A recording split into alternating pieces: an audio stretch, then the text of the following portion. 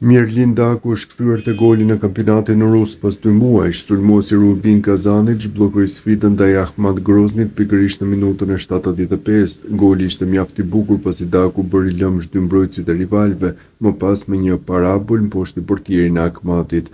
Gjyqtari rus nuk e toleroi për festën duke i treguar kartonin e verdhë. Daku nuk u kursye gjithsesi duke shfryrë sërish inatin.